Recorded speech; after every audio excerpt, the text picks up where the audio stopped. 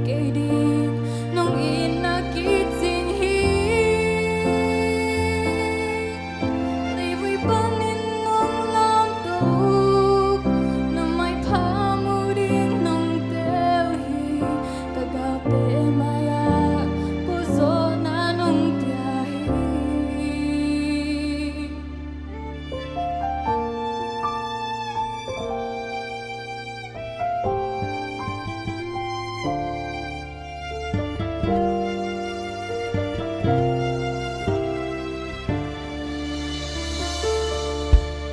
Natuluwag biyang umlo